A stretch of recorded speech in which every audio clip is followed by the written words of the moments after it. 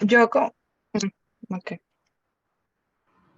Hola, buenos días. Hoy estamos en la segunda sesión de formativa de la Red de Constructoras de Paz con Luis Carlos Díaz. La sesión de ayer nos dejó muchísimas preguntas, así que hoy queríamos empezar con eso. Pero bueno, agradecerte, Luis Carlos, por tu tiempo y esperando que puedan disfrutar esta segunda y última sesión de Luis Carlos. Bueno, muchísimas gracias. Entonces, si había preguntas ayer, pues adelante, empezamos con eso, porque yo tengo una pregunta, entonces vamos, vamos a dejarla para después. Luis Carlos mandó una tarea que era, si mal no recuerdo, definir la paz. Sí, No sé si algunas chicas quieren respondérsela y solo para contestarte rápidamente. Carmen no tiene electricidad, por eso no se conectó hoy. Delia, levantando la mano. Ah, listo. Reactivar el audio.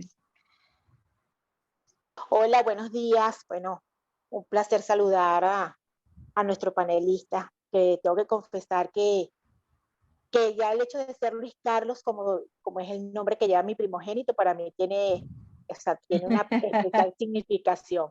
Y he tenido fino. la oportunidad de ir a un par de actividades organizadas por el Colegio Nacional de Periodistas acá en Carabobo y de verdad que siempre es muy grato y ameno, tengo que reconocer, escuchar y Gracias, ver Delia. a Luis Carlos, porque tiene incluso algo de histriónico que hace mucho más efectiva su comunicación, eso me encanta. Bueno, con Gracias. respecto a la de ayer, yo pudiera hablar de la paz en tres platos, decir que, bueno, sencillamente la paz es la ausencia de conflictos. Y aplica o sea, en todas las dimensiones este concepto, ausencia de conflictos. Sin embargo, creo que no es posible eh, conseguir un estado completo, perfecto de paz, porque el solo hecho de que cada persona, eh, nación, organización, cualquier entidad tiene unos valores distintos al otro, ya automáticamente surgen conflictos, porque hay diferencias, hay divergencias. Y por ende, la paz es un estado ideal y, e idealista, pudiera decir yo, porque no creo que exista la paz en su entera expresión. Ese es lo que quería comentar. Ok, sumo Gracias. una más. Gracias, Delia. Zulay levantó la mano.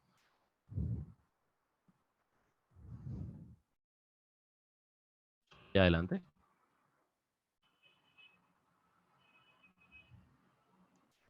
Zulay, conecta el micrófono. ¿Me, ¿Puede ser? me oye? Listo. ¿Me oyen? Perfecto. ¿Me, Sí, me oye? Ah, ok. sí, sí, sí. Tienes que Hola decir Luis, como un Talía. abrazote Me también. oyen, me escuchan.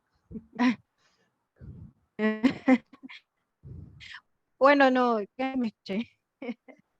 Bueno, yo quiero complementar a lo que decía Delia, una pregunta que me quedó ayer, me quedé con las ganas de hacerla. Eh, Delia decía que la paz es la ausencia de conflictos y que es algo ideal pensar en una paz total, ¿no? Porque siempre el mero hecho de que seamos personas distintas, pues ya de por sí implica tener diferencias. Yo a eso quiero sumarle la situación de Venezuela, que fue la pregunta con la que me quedé ayer. Ayer tú hablabas de conseguir eh, eh, digamos, la paz en este proceso de transición, ¿no?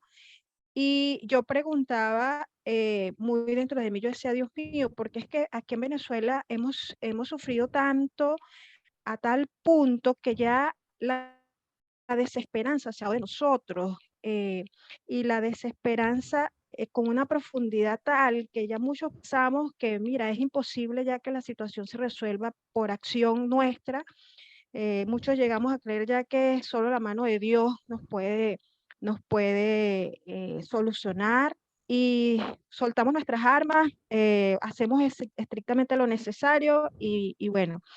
Y el periodismo, tú hacías en la tarea que nos dejaste previa a la primera reunión contigo, tú decías que el periodismo tiene una función de visibilizar las situaciones, intentando ser lo más fiel posible a la verdad para que quede el registro.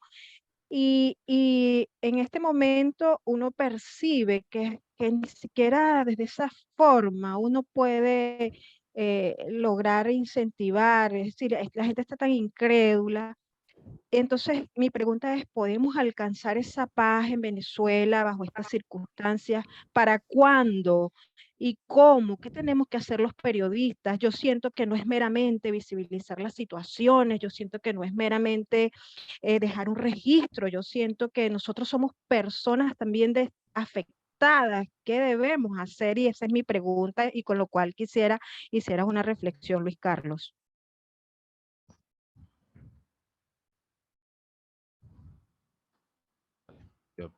Como vengo y tomando notas, lo convierto como una relatoría y lo cuelgo ahí en los comentarios y de hecho si están haciendo un registro de clase lo pueden tomar, no es rollo.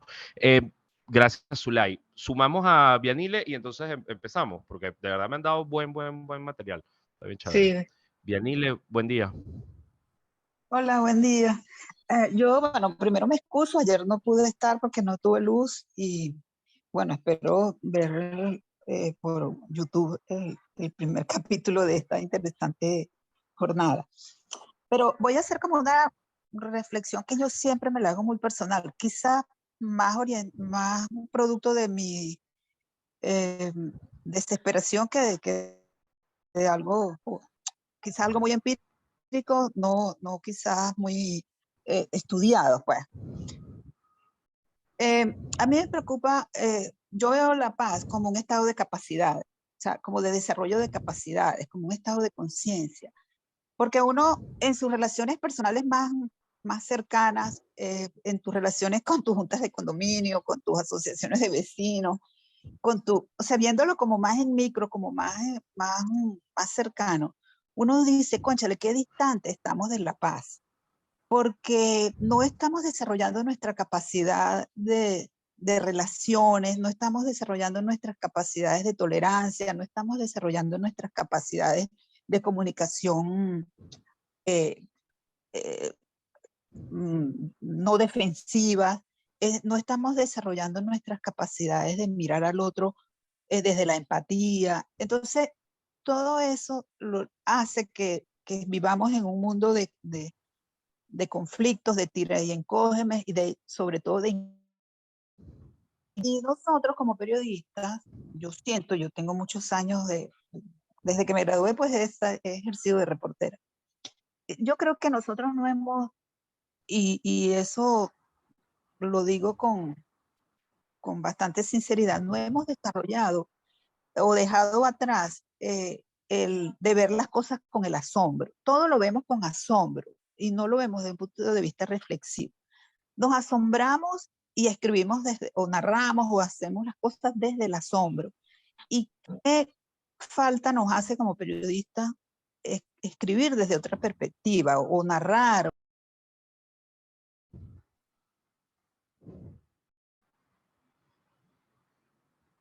Vianile se cortó el audio, no sé si al resto se le cortó. Se muteó ella. Vianile, se te muteó el micrófono. De Hola. que comprender el mundo de manera, de mirar las cosas con unos ojos para el hacer. Uno va, por ejemplo, a las comunidades, a los barrios más deprimidos. Entonces uno va como buscando siempre la miseria. Va como buscando la miseria, en vez de comprender desde ese ángulo de la miseria las capacidades que hay allí. Entonces uno no narra, y lo estoy diciendo desde el punto de vista del concepto, porque muchos vamos y narramos las cosas quizás de otra manera, pero en términos generales me refiero. Entonces uno va a cubrir un suceso y siempre va desde el asombro. El hombre que le dio 10.000 puñaladas a la mujer. Bueno, registramos que el hombre le dio 10.000 puñaladas a la mujer, pero lo que está detrás de eso, ¿con qué capacidad reflexiva lo estamos mirando? ¿Realmente lo estamos mirando? o realmente nos estamos montando en una ola de defender principios o cosas, pero realmente lo estamos interiorizando. Y así, bueno, las relaciones personales más íntimas, uno a veces se relaciona muy mal con los suyos y eso es falta de desarrollo de capacidades, eso es ausencia de la conciencia del valor de la paz y de la convivencia. Yo creo que la paz tiene mucho que ver con la convivencia, cómo aprender a convivir sin necesidad de ser sumiso, sin necesidad de ser sí o sin la necesidad de ser silencioso, sino de aprender a mirar las cosas de otra manera. Yo creo que eso tiene que ver mucho con la paz. Y te digo, a lo mejor estoy diciendo muchas cosas sueltas allí que no tienen coherencia, pero es una reflexión que siempre me hago, porque ¿cómo hacer para vivir en un mundo más saludable, más feliz, eh, ¿cómo hacer para construirlo? Más que para, ¿cómo Claro. hacemos para construir un mundo más saludable, más de entre la gente, más de entre nosotros? Y en función de eso, ¿cómo aprendemos a ver nuestros oficios? Porque no es solamente el problema del periodista, es también de los otros. Tú vas al médico y hay médicos que ni siquiera te miran a la cara. O sea, hay médicos que no entienden absolutamente nada del valor, ni siquiera de la relación, de la certidumbre, porque a veces yo voy al médico no que me manden una lista de mercado de medicina, sino que me den certidumbre, que me ofrezcan oportunidades de yo comprender mi proceso de enfermedad. Entonces, todo eso tiene que ver con la paz. Disculpen que me extendí. Entendido, Yanile. Muchísimas gracias, de verdad. Y las 3 participaciones sirven para empezar el día de hoy. Ojo, si hay otras dudas sobre las cosas que vimos ayer, pues perfecto. Los que no vinieron ayer, hablamos de justicia transicional, que es un proceso que ocurre y es necesario después de violaciones masivas y graves de derechos humanos, como las que vivimos en Venezuela. Eso significa que no hay una sola persona a la que se puede juzgar, sino que tienen que ser procesos integrales, grandes, que además buscan una reparación social. Es decir, significa también que no hay una víctima, ni 2, ni 3, es que son miles, pueden ser millones. Entonces, se necesitan procesos grandes y complejos. La justicia transicional no es una receta, no es que haya un proceso para todos los países. Cada sociedad ha ido construyendo la suya. Y mi premisa con este asunto es pensar, oye, los periodistas necesitamos adelantarnos para poder jugar ese juego. Y pongo un ejemplo muy sencillo. Acaba de pasar la Liga Mundial de Béisbol. Imagínense que a uno lo mandan a cubrir un juego de béisbol y uno no sabe de béisbol. ¿Okay? A mí me pasaba en la radio, me tocaba dar resultados de partidos de fútbol o de béisbol y demás, y yo no seguía ninguna liga ni me importa. Conozco algunas reglas de juego, pero para mí al final eran hombres corren, anotan puntos y gana el que tiene más puntos. Ya. Imagínense narrar un proceso de justicia sin saber de justicia, o sin saber de tribunales, o sin saber de cómo es ese proceso. A eso me refiero. Imagínense que Venezuela de pronto se abre un proceso en la Corte Penal Internacional y uno no sepa ni cómo funciona eso, ni cómo es, ni nada. A eso es a lo que me quiero adelantar, y por eso la primera investigación que salió es la de justicia transicional y tienen el texto. Para este año estoy armando una más, espero terminar si puedo este año o el que viene, porque tenemos que empezar a hablar de esos temas futuros. ¿Y cuál es el asunto de la justicia transicional? Que la sociedad pueda sanar, la sociedad pueda superar los problemas, se generen garantías de no repetición y se llegue a un estado ideal de paz. ¿Okay? Yo sé que lo que estamos viviendo hoy es horrible, es asfixiante, es traumático y nos ha dejado daños, y de hecho lo he recogido en los comentarios de ustedes, nos afecta directamente, pero bueno, esto tiene que pasar. Y si no pasa en nuestra generación, pasará en la siguiente, pero esto tiene que pasar. Estos procesos históricos pues se toman un tiempo y pasan. Y pasó en Colombia, y pasó en Centroamérica, y ha pasado en otros países. O sea, pasa y las sociedades pueden superarlo, mejor o peor. Y no lo digo desde la esperanza vacía, sino desde la certeza de que hay capacidades instaladas para que esto cambie. Entonces, si el destino de esto es la paz, les preguntaba entonces qué consideran ustedes que es la paz, y las respuestas estuvieron geniales. ¿Por qué? Porque lo primero que uno se consigue en el diccionario, y lo que se consigue en todas partes, es esta idea de que la paz es ausencia de conflictos. Por lo tanto, un estado ideal de las cosas es que no haya conflictos. Y esa postura, esa manera de verlo, cambió después de la Segunda Guerra Mundial, después de que las sociedades vivieron procesos muy traumáticos, muy grandes, y luego se vivieron otro tipo de conflictos que ha hecho que a lo largo de las décadas, sobre todo los últimos 60, 50 años, lo que se considera paz ha ido mutando, ha ido cambiando. ¿Okay? Entonces ya no podemos ver paz solamente como ausencia de conflictos, porque si no, imagínense el gran engaño que significaría decir, en Venezuela hoy hay más paz que en 2017 porque hay menos asesinatos en protestas, por ejemplo, o hay menos detenciones masivas de personas, o hay menos, sí, hay como bajaron las protestas. Entonces, si bajó la protesta porque todo es más pacífico, si bajaron las detenciones es porque el país está mejor, está más pacífico, y esa visión es terrible, porque eso significa en realidad que lo que hay en Venezuela es algo que se llama paz negativa. Paz negativa. Algunos autores también le llaman a eso falsa paz. ¿Y qué es la paz negativa? Es la imposición, es la, vamos a decir, el aparato represivo se impone, se genera un estado de miedo, de paralización, la gente tiene que conectarse entonces con su propia vida, con su propia, bueno, tengo que resolver, tengo que vivir, la vida sigue, y entonces como nos encerramos en nuestro espacio pequeñito, privado, personal, nos olvidamos de lo público, de atender lo público, entonces baja la demanda social, la exigencia de condiciones electorales, Estado de Derecho, porque pasan a ser cosas muy complejas, muy abstractas, y uno lo que tiene es que resolver su vida. Entonces, a ese estado uno no le puede llamar paz. Eso es una paz negativa. Es una paz que viene fruto de la represión, de la imposición. O sea, es como lo que llamaban los romanos la Pax Romana. La Pax Romana era que el Imperio Romano tomaba un país, mataba a los líderes de ese país y bueno, es la paz de los sepulcros. Por supuesto que ahí no hay más resistencia ni nada porque mataron a todos. Entonces, lo que tenemos que evitar es pensar en eso porque creemos entonces que el problema, la razón por la que no hay paz es porque hay conflictos. Entonces, qué chimbo que haya conflictos, qué chimbo que haya gente que te lleve la contraria, qué chimbo que que la gente tenga aspiraciones políticas. De hecho, en Venezuela ya está prohibido hablar de cambiar de gobierno. Son conceptos que, uy, no, disculpe, eso no se habla. Eso, ya la palabra prohibida no es dictadura. Ahora la palabra prohibida es democracia, ¿no? Ya no se habla de la recuperación de la democracia. Eso es tácito, eso no se dice, eso queda para después. A eso me estoy refiriendo. Se genera un estado de paz negativa. La paz negativa, si lo empiezan a leer, se van a dar cuenta que describe a Venezuela. Entonces, ¿qué es la paz? Parto de otra cosa que dijeron ustedes y es que todos somos distintos. Por lo tanto, vamos a tener intereses distintos y por lo tanto, siempre vamos a tener conflictos. La visión de Johan Galtung, que es uno de los autores más importantes de los estudios de paz, estudios de resolución de conflictos, es decirnos que lo normal, lo natural, es que haya conflictos. Lo normal es que haya ruidos, haya diferencias en las A mí intencionalidades, se me en los va el objetivos que audio, tiene la no gente. sé, no oigo a Luis Carlos. Ok, yo sigo hablando acá. Díganme ustedes si se escucha bien. No, sí se escucha bien, debe ser tu internet. Ok, disculpen. Bueno, voy de nuevo con eso.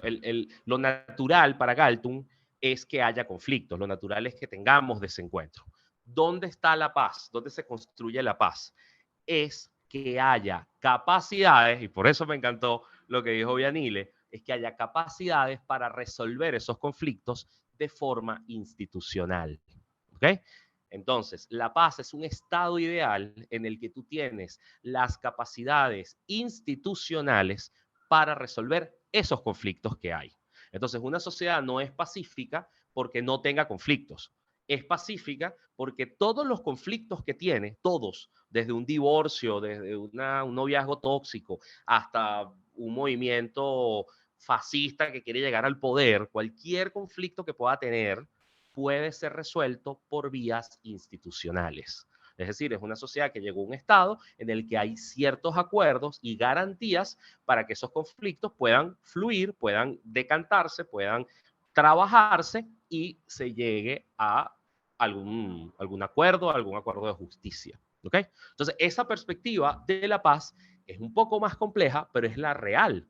La paz está definida por la capacidad institucional que tiene una sociedad para resolver cualquier conflicto que tenga. ¿Okay? Entonces, dice Delia Sánchez, entonces nos falta la institucionalidad para lograr ese estado de paz. Por supuesto, ese es el problema. Y te cuento, por ejemplo, en abstracto y rápido, para aprovechar el tiempo, 3 instancias que tiene una sociedad para resolver conflictos. 3 instancias. tenemos un problema tú y yo, Delia. Tenemos un problema, ¿ok? No sé, yo tengo un terreno, tú tienes un terreno, los mangos de tu casa caen en mi casa. ¿Esos mangos son míos o son tuyos? Nos peleamos por los mangos, por las ramas, por las hojas. Eso es un conflicto. Ok. ¿Cuál es la manera de resolverlo? Primera instancia de una sociedad, la primera instancia, la justicia. ¿Ok? Hay un código penal, hay un código civil, hay unas reglas, hay unas leyes y podemos ir a tribunales locales, a la alcaldía, a distintas instituciones para resolver. ¿Los mangos son tuyos o son míos? ¿Quién toma esa decisión? Entonces, no es que tú y yo nos vamos a pelear, no es que nos vamos a ir a los puños, no es que nos vamos a tirar piedras, sino que, bueno, hay una ley y esa ley, ese marco jurídico es el que nos puede dar protección, es el que dice que es lo correcto. Si nos divorciamos, ¿cómo se dividen los bienes? ¿A quién le quedan los hijos? Si vendemos una herencia, ¿cuánto se reparten los hermanos? Esas son cosas que las sociedades ya tienen reglamentadas. Y fíjense cuántos de nuestros conflictos ya están resueltos en ley, pero la gente no lo sabe, no lo entiende, no lo ve, piensa que no hay manera de resolverlo, pero ahí hay un montón de cosas. Entonces, nuestra primera instancia es la justicia. Vamos a suponer, yo me quiero casar con mi novio. Me quiero casar con mi novio. Entonces, como la ley no ampara el matrimonio gay, pues bueno, tenemos un problema. Y es que la instancia de resolución de conflictos, que es la ley, no me recoge, no me respeta mis derechos, no me da garantías. Entonces, si una sociedad no puede resolver conflictos por las leyes, por los tribunales, te queda una segunda instancia. ¿Ok? Entonces, pasamos de la primera, que es la ley, los tribunales, el sistema de justicia, a una segunda instancia. Y es los parlamentos. Los parlamentos, los congresos, las asambleas, porque en esos espacios se reforman las leyes, en esos espacios cambian las cosas, en esos espacios los legisladores tienen que ir actualizando el sistema operativo de un país. Entonces mejoran leyes, implementan reformas, escuchan a la gente, responden a problemas nuevos y van avanzando. Yo sé que los parlamentos en Venezuela no son no son el mejor ejemplo de nada. Venezuela además ahora tiene que si 2 parlamentos y ninguno es operativo, no tiene legitimidad, no tiene validez para toda la sociedad. Uno es una oficina, un grupo de Zoom, y el otro sí tiene el espacio del hemiciclo, pero solamente responde a una parcialidad política y fue electo en unas elecciones que no ofrecían garantías democráticas ni creíbles. Pero bueno, tú puedes seguir al Parlamento Europeo, puedes seguir vamos a decir, Congreso del país no sé qué, o sea, y vas a ver que los problemas que no resuelve la ley se resuelven cambiando las leyes, ¿ok? Entonces, me quiero casar con mi novio, no puedo, bueno, hacemos un lobby gigante para que haya una nueva ley que nos permita casarnos, entonces cambian las leyes. Y bueno, y si ese ejemplo es incómodo, pues hablemos de violencias contra la mujer que antes no eran reconocidas, ahora empiezan a ser reconocidas, hacemos una nueva ley para que se reconozcan. Entonces, una sociedad puede apelar al sistema de justicia, si no apela al sistema legislativo, y el sistema legislativo es importante, es el parlamento porque la gente habla, y por supuesto que hay representación proporcional de los partidos, de las ideologías, de las regiones del país, y lo normal de un parlamento es que haya conflicto, y hay un modo institucional de resolverlo, por votación simple, por mayoría, por comisiones, por acuerdos, por alianzas. De hecho, hay países que obligan a hacer alianzas. ¿Okay? Para poder gobernar, usted necesita tener la mayoría del parlamento en alianza. Los alemanes, los españoles, los franceses, o sea, va funcionando así. ¿Y qué pasa cuando la ley no sirve o no es suficiente y el parlamento no es suficiente? Pues te queda una tercera instancia, que son, ¿lo respondo yo o ustedes? Tercera instancia, las elecciones. ¿Por qué? Porque las elecciones son las que te permiten cambiar a los legisladores, cambiar a los gobernantes, cambiar a esa gente que está en el poder y te permite que se cambie esa gente para que cambie las leyes. Entonces las elecciones son ese punto en el que las sociedades se miden mayorías, tienen que construir, tienen que debatir, tienen que discutir mucho para poder decir quién gana, para poder escoger, ¿sí? Y por eso necesitas unas garantías electorales para que haya elecciones libres, creíbles, transparentes y demás. Cuando analizas eso en Venezuela, las 3 instancias de resolución de conflictos están inoperativas. Es decir, las leyes no funcionan, el sistema de justicia no funciona, no le da respuesta a los problemas de la gente, nadie le ha ganado un juicio al Estado, nadie ha demandado al Estado y ha ganado en 23 años. Cuando vas al Parlamento, el Parlamento no funciona. Por ejemplo, los venezolanos no tenemos una ley de protección de datos. Y eso es gravísimo, eso es una cosa terrible. No hay una ley de protección de datos, por lo tanto, hay una cosa llamada sistema patria que viola seguridad de la gente, de la privacidad de la gente, no sabes qué hacen con las bases de datos, el sistema SAIME se cae todo momento, no hay garantías de nada, no hay intercambio entre instituciones, entonces necesitas sacar la partida de nacimiento, pero que no se conecta con el registro electoral, pero que no se conecta con no sé qué. Si se muere tu abuelo, tienes tú que sacarlo del CNE porque no están interconectados los sistemas. O sea, es un desastre, es un desastre. Y no hay ni va a haber un parlamento para resolver eso en el corto plazo. Y cuando vas al tema electoral, pues tampoco, las condiciones no están completas, no son ideales, no hay. Entonces, básicamente Venezuela es una olla de presión donde los conflictos no tienen capacidad de resolución institucional y cuando la gente se tiró a la calle, la mataron. Entonces claro, y después de que mataron gente, le garantizaron impunidad a los criminales, o sea, a los perpetradores. Entonces, es una olla de presión. Y eso es lo que se traduce en 7 millones de migrantes, frustración, desesperanza, todas las cosas que me han dicho. ¿Okay? Entonces, cuando uno dice, epa, pero la paz, ¿qué significa? Pues tienes que construir todo este entramado institucional para poderle dar respuesta a las cosas que pasan. Y como eso está tan destruido, está tan desarmado, es una cosa que nos toca construirlo nuevamente. Y ahí es donde entran los medios de comunicación, porque los medios, los periodistas, tienen esta función de contarle a la gente qué es lo normal, cómo deberían ser las cosas, a qué hay que aspirar, cuál es el horizonte. Ahí hay un trabajo que es gigante. No es solamente decir, este tribunal no atendió a fulano, sino decir cómo funcionan los tribunales. Hace rato que un periodista no dice, por ejemplo, que en Venezuela los jueces no son jueces de carrera, no son jueces independientes y autónomos. Entonces, son súper vulnerables. Vale, entonces, ese es el entramado. Pero ahora viene entonces la contraparte. Si hablamos de paz, ¿qué es la violencia? Y ahí entra otra vez Galton y voy a compartir pantalla, pendientes los que están desde un dispositivo. Yo voy a compartir y lo vemos más sencillo. Okay.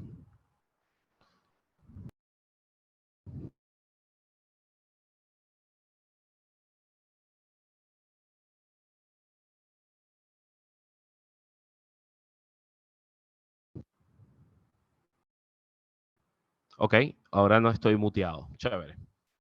Vale, ustedes deben estar viendo en este momento una pantalla que habla del triángulo de la violencia. ¿Sí la ven? Sí, Confírmenme. Sí. Perfecto, listo. Johan Galtung es el que desarrolla esto en el libro, en el paper que les pasé, están los libros de Galtung y están muchas referencias a él. Galtung y Lederach son los dos autores como más interesantes de esta área. Y lo que dice Galtung ya desde hace algunas décadas es mosca, porque la violencia no es solamente lo que estamos viendo. Uno cree que la violencia es lo que se ve, la violencia directa, que es, bueno, la violencia física, la represión, los golpes, el daño, los bombardeos, ¿sabes? Bombardearon Ucrania, dañaron la infraestructura, golpearon a una mujer, la maltrataron en público. Okay, hay una persecución contra comunidades LGBT y los matan en la calle. Pues sí, todo eso es horrible, todo eso es muy feo, pero es solamente la parte visible. Lo que dice Galtung es, mosca, cuidado, porque hay otras formas de violencia y tenemos que hacernos sensibles a verlas, a identificarlas, a denunciarlas, porque si no se hace, vas a tener conflictos latentes, vas a tener conflictos que te van a saltar todo el tiempo, que si tú barres bajo la alfombra, pues se te llena de esqueletos esa vaina y es inaceptable. Para poder lograr la paz, necesitas atender las 3 formas de violencia. Entonces, la directa nos queda clara, la visible, la física, los golpes, es donde se suele enfocar esto, las noticias de sucesos y demás. Pero tenemos 2 más. Tenemos una violencia cultural y esa violencia cultural está dada por las ideas, ideologías, religiones, las prácticas que tenemos cotidianamente y que sin darnos cuenta, porque son culturales, generan violencia. Por ejemplo, el machismo, clarísimo, ya vieron ustedes una clase sobre género, el machismo está allí, es una cosa, es como una tela. Tengo una amiga que dice, eso es una tela, eso nos cubre a todos, es inevitable, todos somos machistas, o sea, es como tienes que ir desarmando esas estructuras para decir, ya va, pero hace falta igualdad de oportunidades, porque cuando no hay igualdad de oportunidades estás siendo violento con la niña de la casa a la que no le permites estudiar o a la que no le permites ser autónoma y libre, pero al niño sí. O sea, tienes montones de cosas a partir del machismo, de la misoginia y demás, que son violentas y son violencia cultural. Para que escalen a la física, hay etapas, hay unas escalas, hay unos pasos, pero mientras mantengas esto en términos culturales y no le permitas a la mitad de la población tener igualdad de derechos, pues está siendo violento. Pero esa es una. ¿Qué pasa con la homofobia? ¿Qué pasa con la transfobia? ¿Qué pasa más con el odio a los migrantes, la xenofobia? El pensar, bueno, esa gente no es de aquí, esa gente tiene que hacer la cola, que se han creído. O sea, todo ese montón de ideas, esa violencia cultural que está instalada, toca trabajarla. Imagínense qué tipo de periodismo hay que hacer para identificar, sensibilizar y tratar de cambiar cosas de esa violencia cultural. Es duro, es duro. Es cuando algunos periodistas dicen que eso es hacer periodismo contra la gente. ¿Sabes? Que a veces dicen, no, que el periodismo va contra el poder, el periodismo es crítico. Bueno, ¿qué pasa cuando te toca ser crítico contra la gente, contra la sociedad? Decir, epa, la están embarrando, o sea, lo están haciendo mal. Estas ideas que están instaladas tienen que cambiarse. Y pasa con las religiones, pasa con la gente que cree que su religión está por encima del Estado, pasa con religiones que les prohíben a las mujeres ser libres, pasa con religiones que controlan la vida de la gente. Ahorita hay todo un lío en España, por ejemplo, con los que han sido votados, tiene un nombre para eso, los que han sido expulsados de las familias que son testigos de Jehová. Los testigos de Jehová votan gente de su casa y para ellos es normal, porque como no está en la fe del Señor, chao, muérase. Entonces, ese tipo de cosas son violencia cultural. Y hay montones de capas y uno tiene que ver cómo levanta eso y va limpiando heridas. Y si ya eso es un montón de trabajo y la violencia directa y cultural son durísimas, imagínense hablar de violencia estructural. La estructural está ligada a las otras, pero tiene más bien que ver con la negación de derechos. Tiene que ver con cosas que estructuralmente están concebidas para menoscabar la dignidad de otras personas. La más importante de todas, la violencia estructural más jodida, más dura, es la pobreza. La pobreza, cuando el Estado diseña que la sociedad va a ser pobre, y eso pasa mucho en estados con ideologías de izquierda, ideologías socialistas, cuando el control social parte de que la gente va a ser pobre, básicamente la estás mutilando, ¿ok? Porque una persona pobre, por diseño estatal, no tiene capacidad de acceder a la salud, no tiene capacidad de acceder a una educación libre y autónoma, no tiene capacidad de desarrollarse, de tener perspectiva, de que tenga futuro. Y me meto mucho en este tema porque en Venezuela lo estamos viviendo. En el momento en el que el Estado decide que una maestra de escuela gana $5 al mes y un pensionado gana $3 o $4 al mes, y ya está ejerciendo una violencia estructural. Está haciendo que la gente sea absolutísimamente dependiente. Está dañando a la sociedad. Esto que estoy diciendo mata gente. Esto mata gente. Esto hace que, les doy una cifra muy sencilla de la gente de Funcamama, de una organización de Carabobo que trabaja con cáncer de mama. De cada 100 mujeres con cáncer de mama en Venezuela, el sistema público, los hospitales, pueden atender al 0.5%. Eso es todo. 0.5%. O sea, necesitas que de cada 200 mujeres, una es la que puede ser atendida y puede además llevar su caso a buen término, puede acceder a las cosas. El resto no. El resto a la cola. El resto a ver cómo resuelve. Resuelve una cosita aquí, una allá o no resuelve nada. Ese es 0.5. Y 6 de cada 100 pueden acceder al sistema privado. Es decir, tienen plata para pagarlo. ¿Okay? Pueden pagar lo que cuesta. Todo lo demás es GoFundMe, gente vendiendo carro, casa, moto, haciendo rifa, recogiendo plata, ¿sabes? Tratando de ser solidario, pidiéndole a familiares afuera. Todo, y aún así, eso no llega ni al 20%. O sea, todo ese cúmulo de gente que se descapitaliza, que pierde, vamos a decir, su estructura de vida para poder atender una emergencia médica, puede llegar al 20-25% de la población. Todo lo demás es gente muerta. Así es feo como lo estoy diciendo. Entonces, es una violencia estructural cuando el Estado niega que los hospitales tengan insumos y niega que haya médicos bien pagados y niega que haya quirófanos en buen estado y niega. ¿Okay? Entonces, la violencia estructural está allí. Otra violencia estructural durísima, por ejemplo, en Sudáfrica se vivió el apartheid. El apartheid era un sistema en el que se discriminaba a la gente negra. Se decía, bueno, la gente negra no trabaja aquí, no estudia aquí, no pasa para acá, no hace estas cosas. Venezuela vivió su apartheid, aunque nos cueste decirlo, lo neguemos muchas veces, pero Venezuela vivió su apartheid a partir del año 2004, con las firmas que hubo por el revocatorio presidencial. Luego hubo un periodo de una década de persecución de gente que perdió su trabajo, de gente que no podía acceder a la administración pública porque había firmado. Eso es un apartheid, eso es violencia estructural. Es decir, fíjense, no es cultural, porque no es que estaba instalado la idea en las personas de que los que habían firmado no tenían derechos. Eso nunca estuvo en la ideología del venezolano en términos generales. No era violencia directa porque no le estaban pegando a la gente, era estructural. Era el Estado diciendo, usted aquí no trabaja, usted perdió su seguro médico si estaba en la administración pública. Los votados de PDVSA, 20.000 votados. Por fortuna, el caso del apartheid de la reforma constitucional, disculpen, del revocatorio presidencial, por fortuna llegó a la Corte Interamericana de Derechos Humanos con el caso Rocío San Miguel. Y Rocío San Miguel y 2 personas más pudieron demostrar, y un tribunal internacional les dio la razón, que en Venezuela hubo discriminación política. ¿Okay? Entonces, ya vamos a cumplir 20 años de eso. Es violencia estructural. ¿Okay? Hay otras formas de violencia estructural como, no sé, los afganos que le prohíben a las niñas ir a la escuela. Ya pasaron de ser violencia cultural a ser estructural. Las niñas no van a la escuela. O sea, hay muchos de esos, pero en Venezuela las graves son pobreza por diseño y vamos a decir, la discriminación política. ¿Okay? Son violencias estructuradas. ¿Okay? Voy a revisar si hay alguna cosa en el chat y vuelvo para que veamos otro gráfico.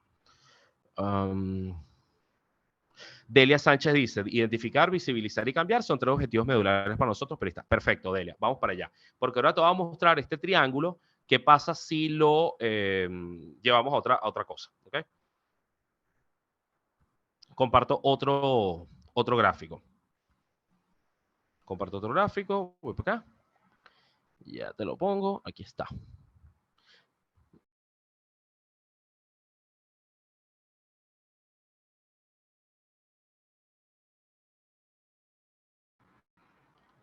Vamos a convertir el gráfico en 3 dimensiones. O sea, vamos Luis a Carlos, este llevar... se ve un poco más pequeño. No sé si lo puedes Sí, lo ampliar. siento. Sí, Ah, déjame no. ampliarlo aquí. Sí. Ahora sí.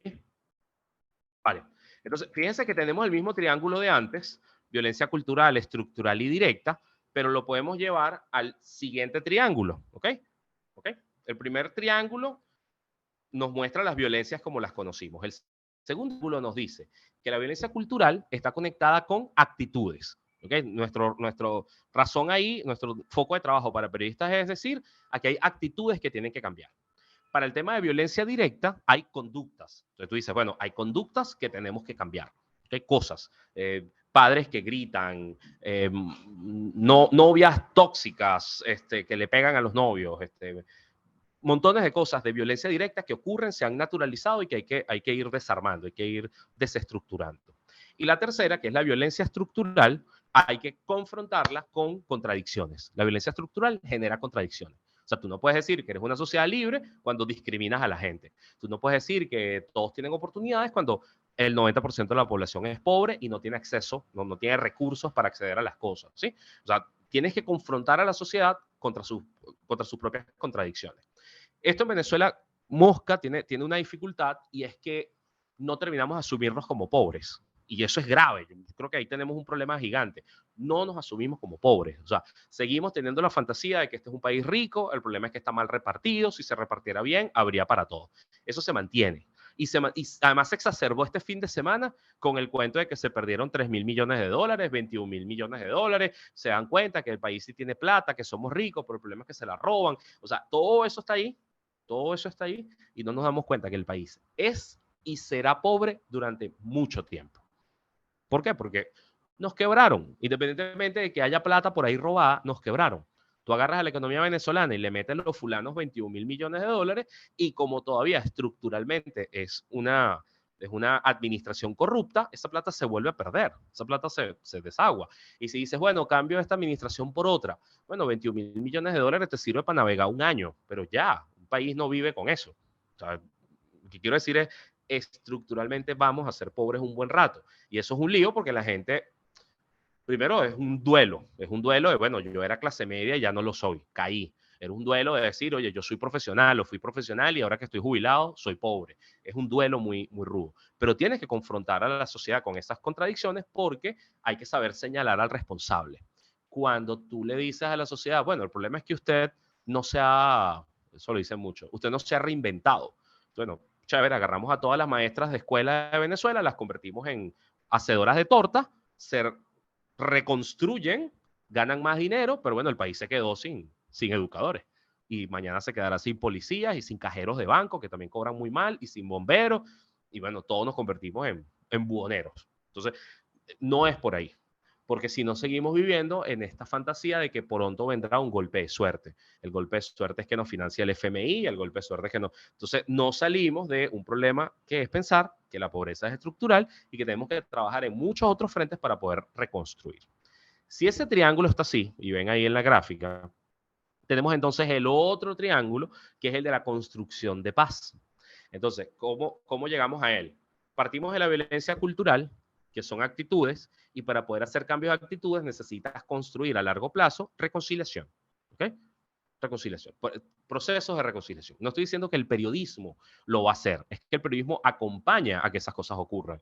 El periodismo lo provoca, el periodismo lo incentiva, lo pincha, dice, epa, esto es posible, esto ya pasó. Hay sociedades que dejan de ser machistas y pasan a ser sociedades más acordes. ¿Sí? Ahí viene otra reflexión y cuidado con esto. Otros países han pasado procesos horribles y se recuperan. Y se recuperan. Uno dirá, bueno, es que no somos alemanes. Menos mal que no somos alemanes. Los alemanes hicieron campos de concentración, nosotros no. Los alemanes hicieron un muro, un fucking muro.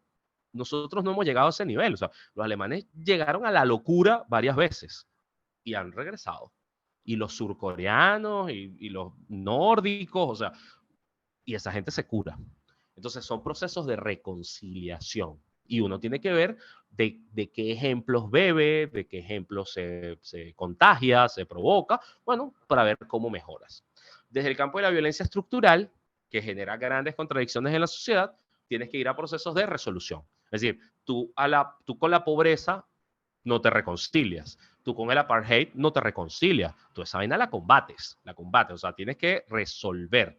Tienes que trabajar en la resolución. Un país que tiene que cambiar su modelo productivo para poder ser más boyante. No que tenga que esperar a que abran otra mina en el arco minero para que llegue oro y seamos ricos. No es eso.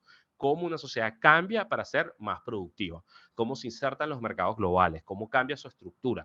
Esas son dudas. Esas son cosas que tiene que resolver una sociedad. Entonces son desde el marco de la resolución. ¿Y cómo se trabaja desde el periodismo? Dándole voz a las fuentes que están trabajando esas áreas, dándole voz a gente que sabe o que está pensando cuáles son las fórmulas para resolverlo. Porque además si estamos esperando que un político sepa todo, no va a pasar. No va a pasar. Y esas cosas que tienen que ver con violencia directa, ¿sí? Ya hablamos, los golpes, la sangre, la destrucción, los daños materiales, psicológicos, esas cosas que están allí, tienen que ver con conductas, pues de ahí toca trabajar reconstrucción. Entonces, reconstrucción institucional, tiene que buscarse la construcción de un Estado que no dañe. Yo me conformo a veces con eso. Digo, coño, por lo menos dame un Estado que no dañe. Dame un Estado que no, ¿sabes? Que no intervenga en mi vida, que no me persiga. Ya con eso haríamos muchísimo. Entonces, lo que hace Galton con estos triángulos de violencia es esquematizar cosas que son bastante complejas, pero que uno puede ver, oye, hay rutas para eso. Y nosotros bebemos desde el periodismo para decir, por aquí puede ser una manera de resolverlo. Vale, dejo de compartir esta pantalla, vuelvo al principal, leo comentarios y les muestro otra.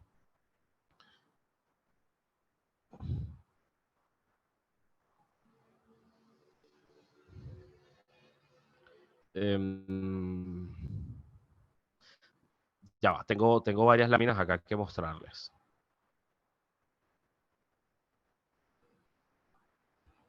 Ok. Ajá. Vianile Rivas. ¿Qué pasa cuando la violencia estructural se normaliza? Vianile, es ahí donde trabajamos nosotros. O sea, los medios están para decir, esto no es normal. Están ahí para insistir, esto no es normal. Hay una frase de Bloch es un filósofo alemán que he leído un libro que se llama El principio de esperanza. Bloch es el filósofo que habló de la esperanza y Bloch tiene una que me encanta, ya te busco la frase. La tengo acá. Aquí está. Bloch dice me encanta, la esperanza no pacta con el mundo existente. La esperanza no pacta con el mundo existente. O sea, lo que dice Bloch aquí es, usted no se la cala. O sea, usted no puede decir, bueno, yo me reconcilio, yo acepto. No, no. Cuando las cosas son injustas, usted no acepta. Cuando las cosas son injustas, usted reclama. ¿Okay? Que ahí es donde viene una de las grandes trampas de este mundo donde nos metimos. Ya que ustedes están haciendo un curso de periodismo por la paz y todo este asunto, yo estoy encantado con eso. Ahí viene una trampa y es la siguiente. El periodismo de paz es armar mucho lío. El periodismo de paz es estar identificando conflictos constantemente. Es decir, epa, esto está mal, esto no puede pasar. De verdad, el periodismo de paz es armar lío para adelante. Zulay está compartiendo pantalla, se le disparó. Listo. Tú no pactas con esas cosas, tú no te reconcilias con esas cosas. Entonces, ¿qué ocurre cuando la gente la naturaliza? La sacas de su área, de su ceguera. Dice, señor, esto no puede estar pasando, esto no es aceptable. Entonces, vuelvo a la presentación de ayer para mostrarles unos retos de periodismo que tenemos que tener.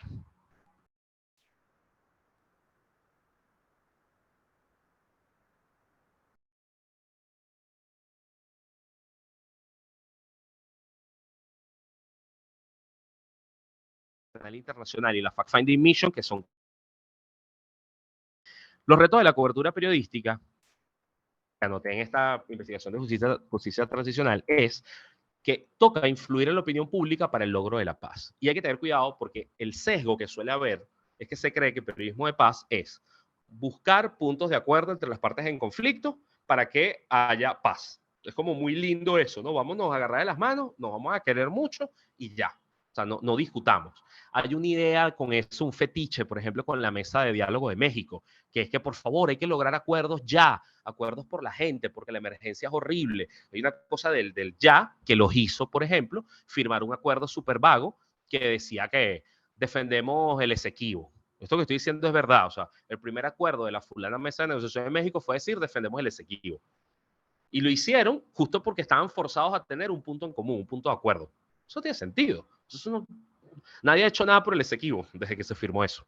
¿Vale? Entonces, no es por ahí, no es por ahí. Es mostrar a la opinión pública la necesidad de paz como bienestar, como estado ideal, como, vamos a decir, un canal institucional para resolver conflictos. Y yo insisto mucho con el tema institucional porque lo que no es justo es resolver conflictos por compadrazgo político, por acuerdo político, porque entonces lo que estás haciendo son nuevas élites, nuevas mafias, y no estás sistematizando esto. Pongo un ejemplo, imagínense que solamente llega un acuerdo político, una parte del chavismo, una parte de la oposición, y todo lo que esté por fuera queda condenado. Entonces vas a terminar encarcelando opositores, ¿ok? Y vas a terminar encarcelando, no sé, al Partido Comunista. Eso es terrible, eso sería injusto. No son unos acuerdos incluyentes, no son unos acuerdos que permitan que el resto sea parte. Entonces, por eso son institucionales, porque es para todos, las instituciones son neutras.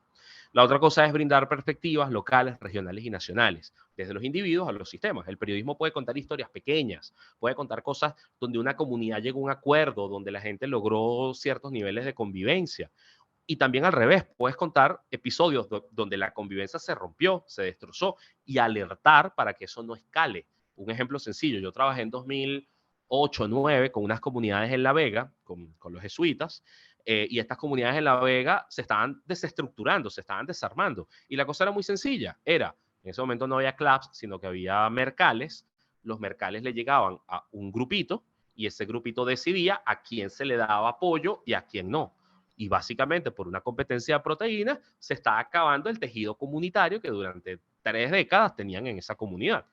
Entonces, era ver cómo desde una perspectiva súper local, cómo la paz, la convivencia de un sector completamente vulnerable, porque todos son pobres, se estaba destrozando porque el Estado intervino de una manera agresiva, de una manera que generaba discriminaciones. ¿Okay? Entonces, cuando cuentas el relato de los individuos, quizás estás contando el sistema. Entonces, ese es un reto de cobertura que es muy interesante, muy lindo y que nos permite además saber que podemos contar muchísimas historias. Otro reto de cobertura es no limitarse a la confrontación violenta. Solemos creer que solamente es noticia cuando hay conflicto de calle, cuando hay represión, cuando hay una protesta, cuando hay dos partes, y eso es horrible. ¿Okay? Galton dice que hay que hacer reconocimiento y denuncia de la violencia física, cultural y estructural. Ya la vimos.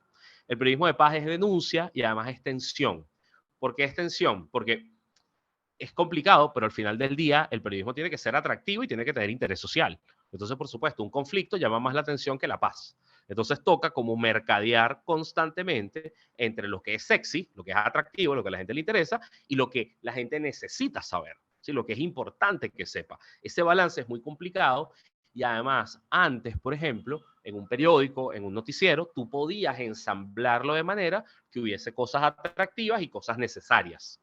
En este momento, que es el público el que decide qué lee, el que le hace clic o no a las cosas, pues viene una trampa y es que tienes que hacer que lo necesario esté empaquetado de forma atractiva para que la gente entre y lo vea, ¿sí?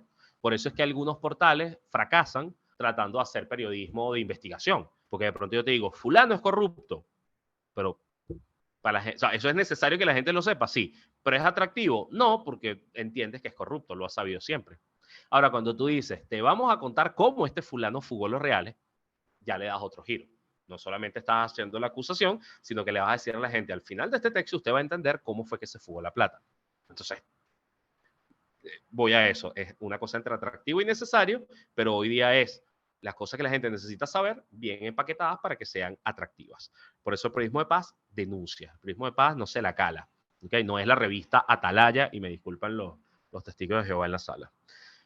El periodismo de paz apunta a la democracia y también sigue el dinero, ¿okay? Porque es como heridas que están allí. El dinero que falta y la ausencia de democracia son cosas por las que tienes que trabajar constantemente. Y esto tiene una idea importante. Cuidado, en Venezuela hubo grupos de empresarios en el año 2020 que dijeron muchas veces que ellos querían era el modelo chino, el modelo vietnamita. Y ahí hay un lobby, ahí hay plata, ahí hay gente con poder, y eso cuando digo empresarios, luego significó políticos y luego significó medios de comunicación, en esa línea de que aquí tiene que haber una paz autoritaria, es decir, un sistema autoritario aceptable para ellos. Cuando dicen el modelo chino es, bueno, una dictadura donde se permite hacer ciertos negocios. Entonces hay que tener cuidado porque no puedes pedir una paz falsa, ¿sí? No, o sea, lo peor que nos puede pasar es eso, una paz donde las víctimas se tienen que callar, los periodistas se tienen que callar, las ONG se tienen que callar, bueno, para que unos tipos hagan negocios. Eso está pasando en Venezuela. ¿Okay? De hecho, busquen Venezuela, modelo chino, para que vean las voces que están por allí. Por fortuna algunas se han ido echando para atrás porque, bueno, el chavismo los estafó, básicamente, los robó también, o les paró las cargas en las alcabalas y les cerró algunas empresas. Pero bueno. La otra cosa es reconocer heridas propias. Y esto punto conecta con lo que nos decía una de las participaciones al inicio de la clase. Nosotros también somos víctimas, nosotros también hemos vivido este problema. Yo no sé, no conozco a todas las personas en la sala, pero hubo un grupo de periodistas que cubrió las muertes de niños en el JM de Los Ríos, cuando empezaron a fallar las máquinas de diálisis, que terminaron con secuelas de PTSD, ¿okay? De síndrome de estrés postraumático, con secuelas psicológicas. ¿Por qué? Porque básicamente viste al Estado matar niños. Y lo mismo pasó con la gente que cubrió la muerte de Basil da Costa en protesta en 2014.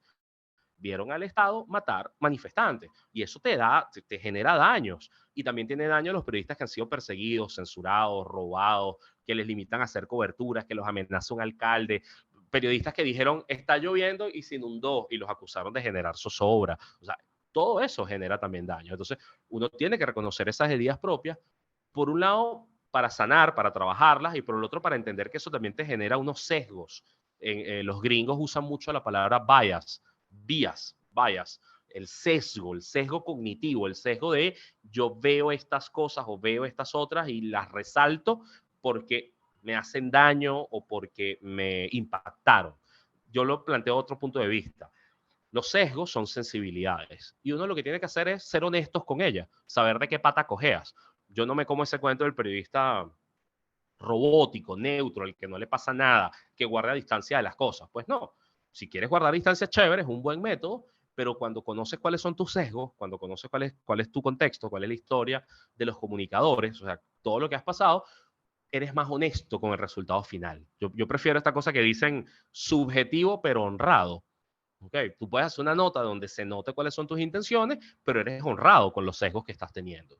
¿Vale? Y ojo, lo que le estoy diciendo no es antiético, es entender que el periodista es un sujeto y que cuando está narrando una comunidad que le falta agua, también al periodista le falta agua, también, y le duele el tema, y lo vive, y también se baña con todo. Entonces, reconoce esas heridas, estamos viviendo una crisis humanitaria compleja, y eso es lo que te va a permitir ser un poco más solvente cuando hagas tu trabajo. ¿Okay?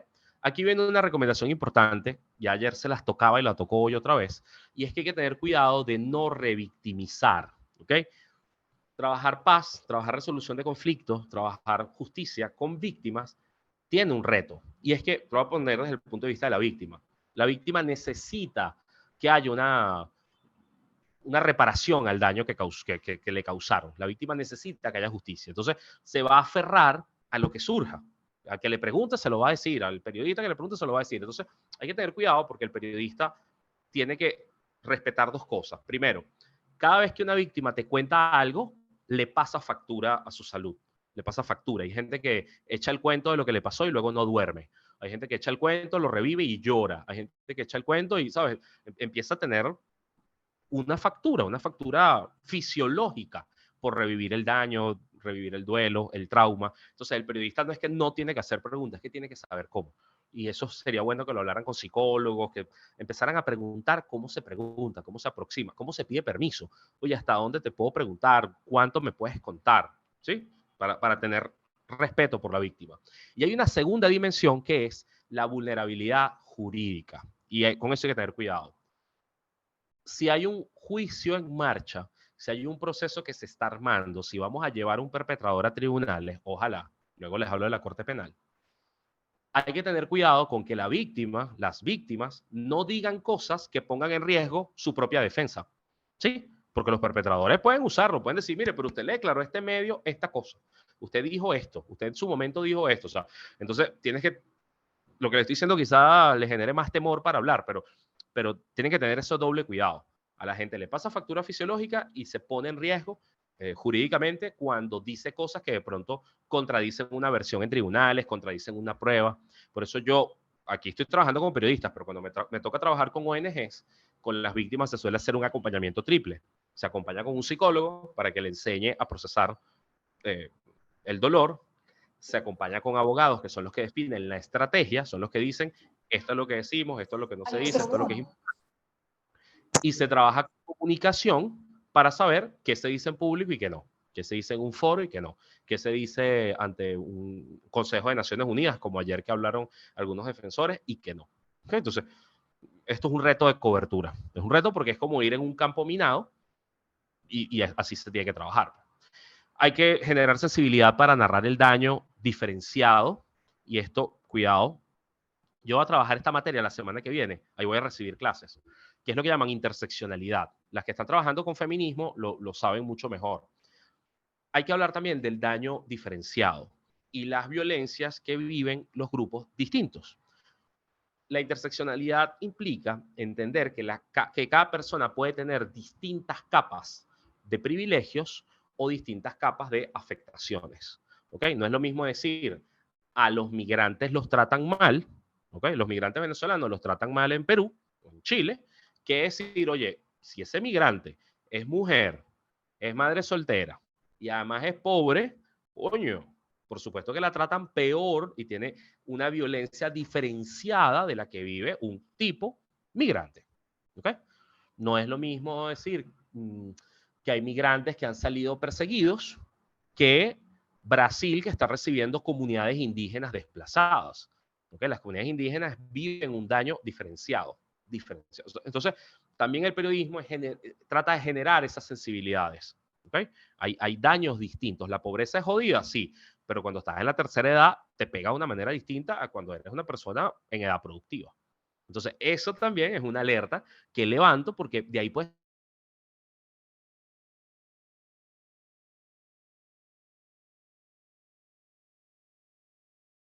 en cama, es distinto, ¿ves? Entonces, el daño diferenciado. El periodismo para construir paz no es un periodismo para alimentar fanáticos. Cuidado con eso. Por supuesto que hay víctimas que están esperando resarcimiento al daño, pero no puedes estar tampoco alimentando sentimientos de venganza, sentimientos de ajusticiamiento. Cuidado con eso. La otra cosa, el reto más complejo de las transiciones y la justicia transicional, es que las transiciones son muy frágiles. Y este punto es muy raro. Yo lo resumo así.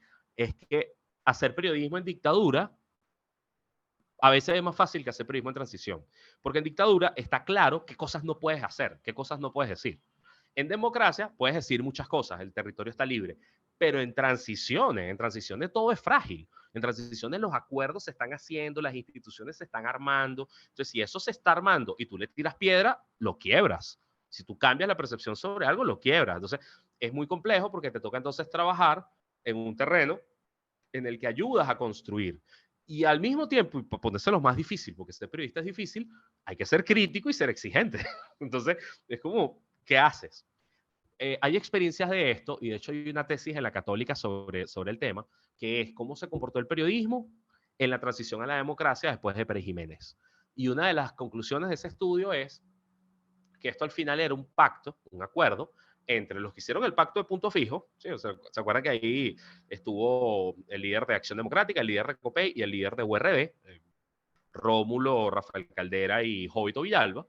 Y esos pactos, esos acuerdos también estuvieron acompañados de, bueno, el director del Nacional, Miguel Otero Silva, el director del Universal, los directores de la prensa, para que la prensa acompañara esos procesos de transición. ¿Ya? O sea, era una cosa tan sencilla como eso, como saber que estás en un campo minado y que las transiciones implican ciertos niveles de acuerdos con estrategias políticas para construir, ¿okay? Que no significa que te calles, sino que hay que ir con mesura, ¿okay? Y otro reto importante de periodismo es preguntarnos los cómo se hacen las cosas y proyectar futuro. Y por eso ustedes decían, pero ¿cómo se hace la paz? ¿Y cómo nos acordamos? ¿Y cómo?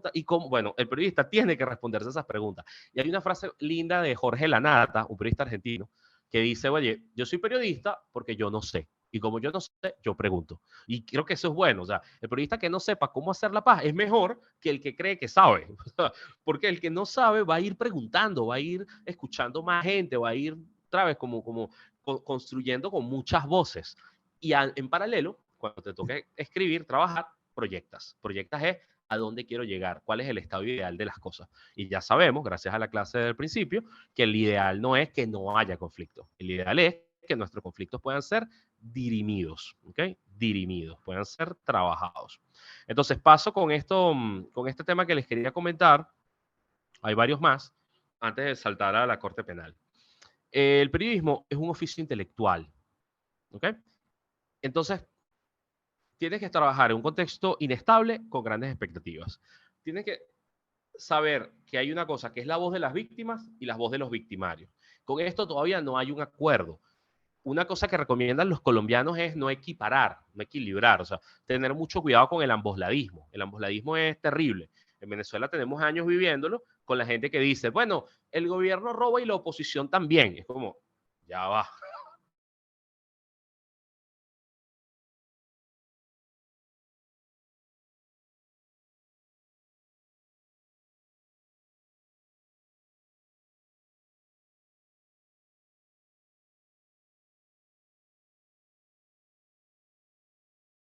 Que quieren parecer tercer sector, como tercera parte, que lo que es como la estrategia muy básica, es decir, como yo quiero ser un tercer sector, quiero ser un actor no alineado, entonces yo tengo que atacar a los otros dos. Eso es feo, eso no puede ser, porque en casos de violaciones de derechos humanos terminas entonces diciendo, bueno, si los agredieron fue por algo. Eso pasó mucho en la dictadura argentina, que decían algo habrá hecho. Eso es una frase de la dictadura argentina, pero la implantó el gobierno y se la comió la sociedad civil, que era decir, bueno, si los desaparecieron, algo habrán hecho. Si los llevaron presos, en algo estarían metidos. Entonces hay que tener cuidado porque no puedes equilibrar voz de víctimas con voz de victimario. Yo sí sé que hay periodistas súper interesados en ir a entrevistar a un PRAN, chévere, y querrán entrevistar a un perpetrador en la cárcel, chévere, y querrán entrevistar al dictador, chévere. Eso también es válido. Pero lo que no puedes hacer es equiparar. Sí, lo que no puedes hacer es ponerlos en una balanza. Se puede hacer por interés público cobertura sobre los victimarios y hacer cobertura de la voz de las víctimas. ¿Okay? Otra recomendación que le leí a los colombianos y que me interesa, que todo esto está en el Manual de Periodismo y Justicia Transicional de José Barbeito, es darle un propósito a las víctimas. O sea, a la víctima no la define ser víctima. Y eso a veces es un fallo gigante. De hecho, muchas mujeres se niegan a hacer denuncias de violencia, de acoso, han sido afectadas, para no ser tachadas el resto de su vida como, y me disculpan el foro en el que estamos, pero es como que el resto de su vida dicen, esta fue la que jodió fulanito, esta fue la que jodió fulanito. Eso pasa mucho, eso pasa mucho. Yo personalmente, yo como defensor de derechos humanos, entrevisté a 6 mujeres víctimas del mismo agresor y ninguna lo denunció. Y no lo denuncian porque el entorno periodístico es súper cómplice y además el entorno iba a decir, ah, bueno, fuiste tú la que se dejó joder, fuiste tú la que cayó en las redes, fuiste tú, ¿ok? Entonces, para que las víctimas no sean identificadas solo como víctimas, una recomendación de cobertura es darle un propósito. Las víctimas tenían una historia de vida, las víctimas tenían un proyecto, las víctimas son carpinteros, son amas de casa, son maestras, son mamás, son papás, son lo que sea. Hay otros proyectos de vida, otros. Y hay que poner a la gente en ese trayecto.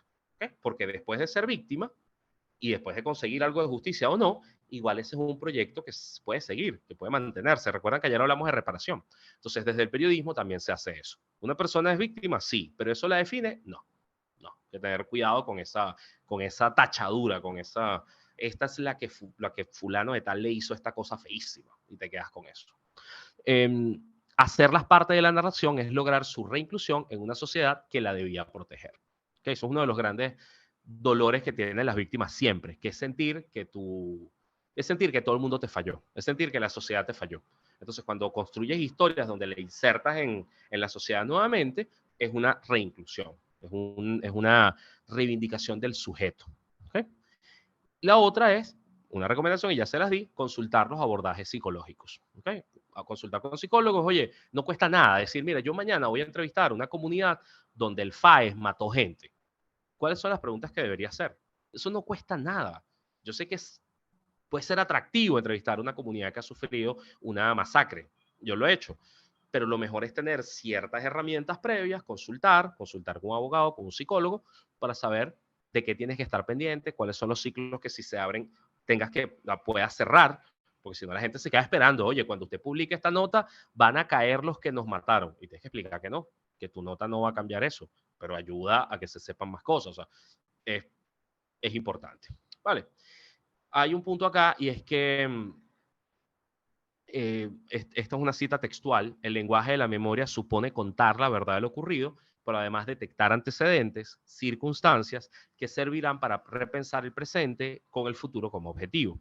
En un contexto de transición marcado por la intolerancia política del pasado, la memoria puede servir para enseñar cómo percibir la realidad política y ayudar a asimilar diferentes ideas y opiniones. Esto se conecta con lo que nos decían al principio nuestros 3 participantes, que era cómo empezamos a pensar las cosas. Yo creo que al hablar del daño que hemos recibido, también hay que hablar del contexto, las cosas que originaron ese daño, por qué ocurrió, porque es la manera de que más adelante tengamos algún tipo de previsión, de decir, epa, esto no puede pasar.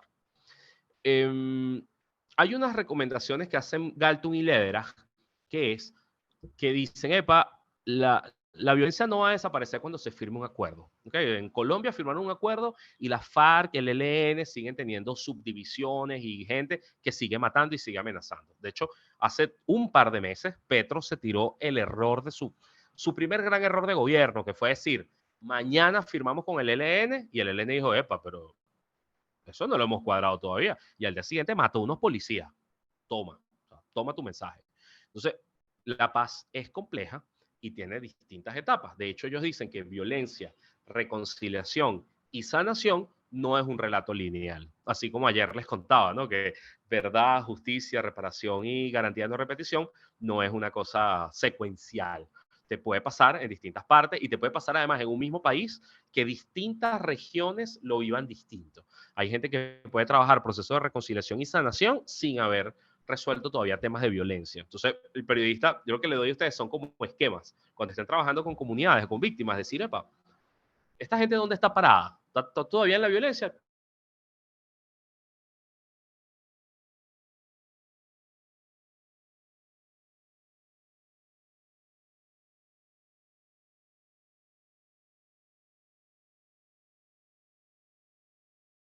Libro está en la bibliografía. Ese libro es hermosísimo porque es un libro que está dedicado a cómo el lenguaje de los abogados, el lenguaje de los psicólogos, el lenguaje de los informes no es suficiente. y tú necesitas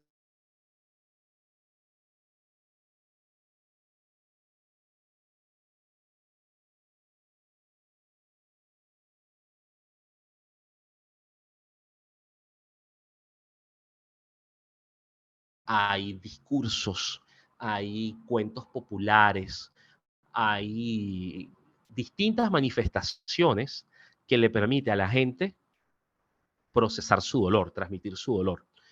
Y puede ser muy rico. El periodismo debería nutrirse de esos lenguajes o darle cabida, por lo menos decir, mira cómo esta gente dice esto. Hay una poeta en Venezuela, Jacqueline Goldberg, doctora de la Universidad del Zulia, vive en Caracas. Jacqueline es de la comunidad judía y tiene varios libros donde recoge poesía del Holocausto, que es durísimo, que es terrible, y es tan terrible que un relato no te sirve, necesitas un poema de dolor, necesitas una canción.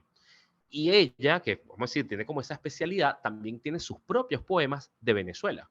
Y hay unos poemas sobre apagones, falta de comida, sobre lo que hemos vivido en los últimos 6 años, que son increíbles. O sea, que un poema te puede decir más cosas que un relato periodístico. Entonces ahí es donde Lederas dice, mosca, cuidado, háganle caso a otros creadores. El periodismo no lo es todo. Hay literatura, hay teatro, hay maneras de abordar esto. ¿Okay? De hecho, había un grupo de chicas que se llamaba la Fundación Esperanza, que hicieron unas fotos de madres que habían perdido hijos en ataques policiales, ajusticiamiento. Tomaron una foto, las pegaron por ahí en unas paredes, pero ellas hicieron una obra de teatro. Y era una obra de teatro de la historia de 4 madres que habían entrevistado. Es riquísimo. Yo sé que es el dolor es terrible. Está La Vida de Nos, un portal que cuenta historias duras y la gente pues, llora allí. Bueno, pero eso también es parte de entender que el lenguaje tiene que buscar otras maneras de decir las cosas.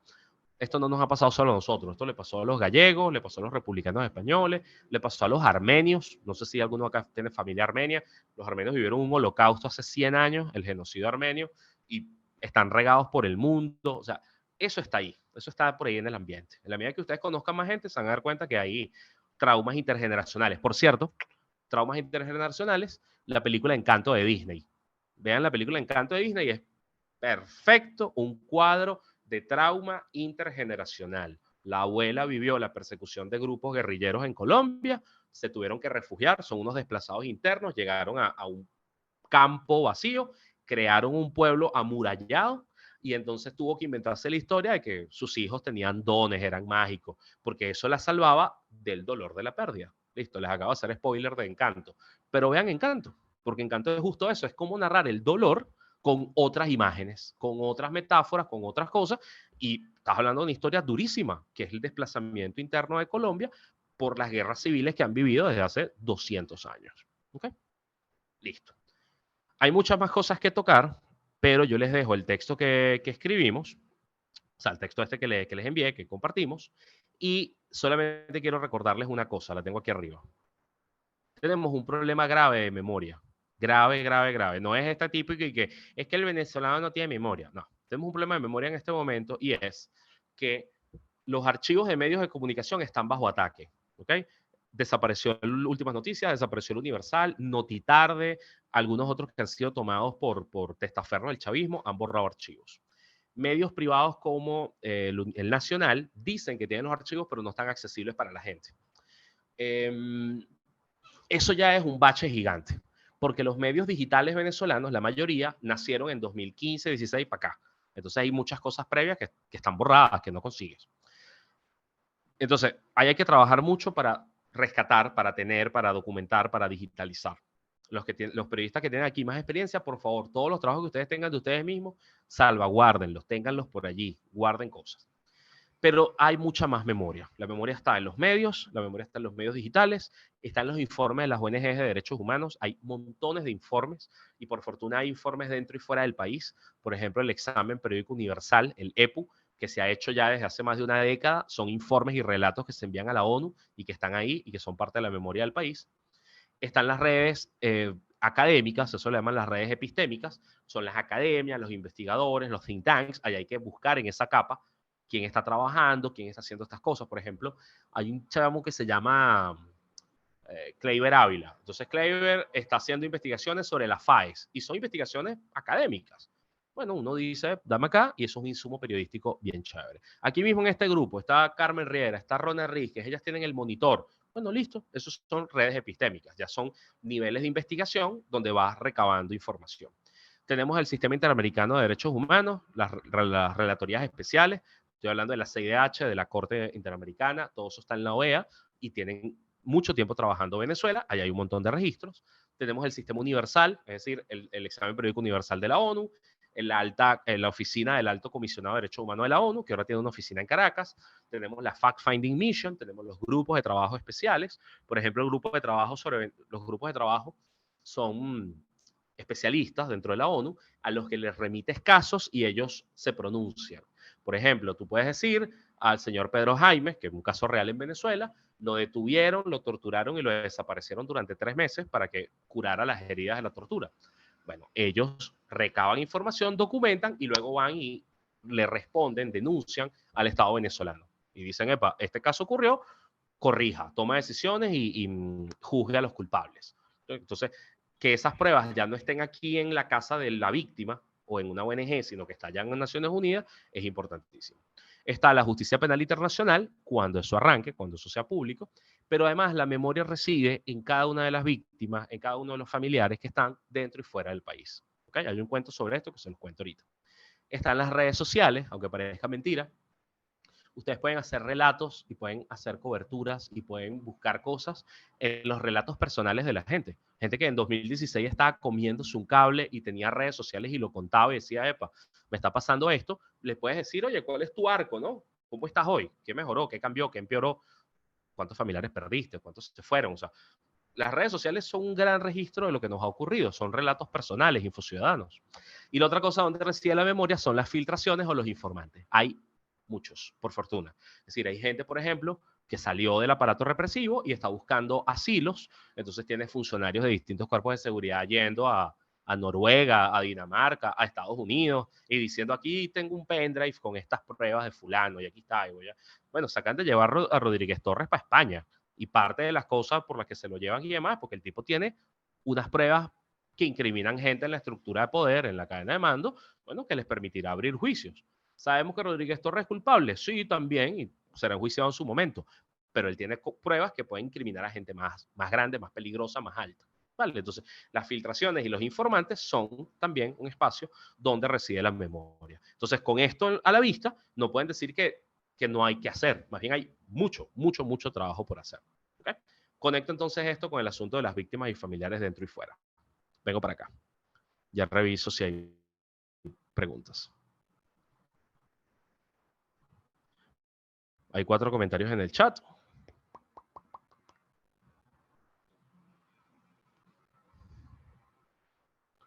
Zulay pregunta, el autor de Periodismo de Justicia Transicional, es un colombiano de apellido Barbeito.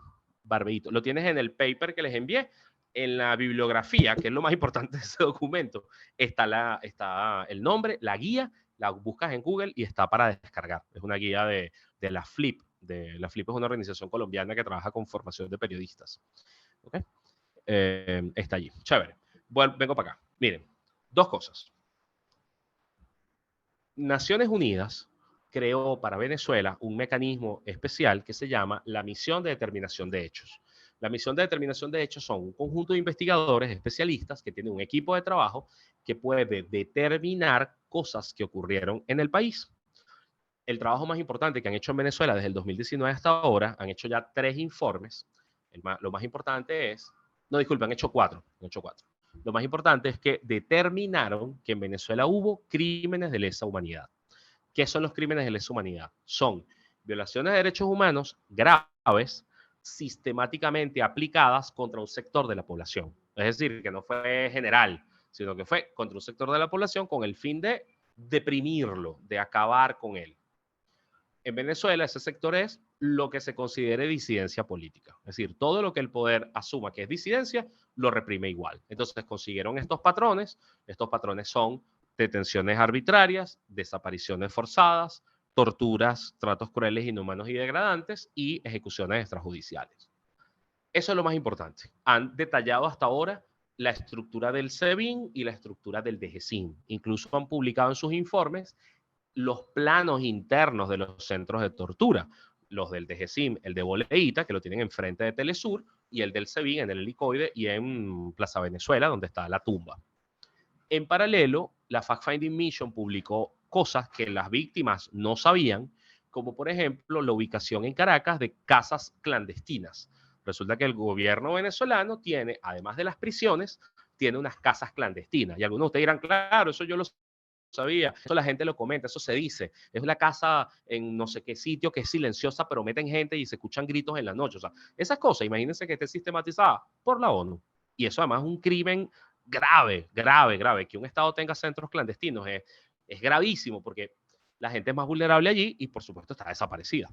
¿Okay? Por cierto, yo soy sobreviviente de un centro clandestino de tortura. Ese tema que lo haya hecho la ONU es importante. ¿Okay? Otra cosa que determinó esta misión y que los venezolanos pues no sabíamos era un patrón que se llama Sippenhaft. Se los escribo acá.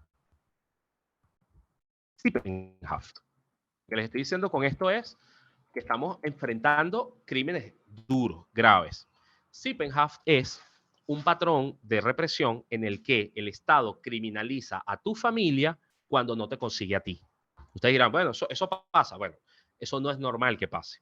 Este asunto de que van a llevar preso a fulano, pero como no está, se llevan a la mamá, o se llevan al papá, o se llevan a la esposa, y lo secuestran para que la gente se entregue, para que la gente vaya y se entregue, eso se llama Sippenhaft. Y eso es muy importante que se haya sistematizado porque ese es un patrón nazi. Eso lo aplicaron los nazis. Y desde los nazis hasta ahora no se había visto, vamos a decir, como una práctica en sistemas represivos, una cosa tan brutal como esa y tan sistemática.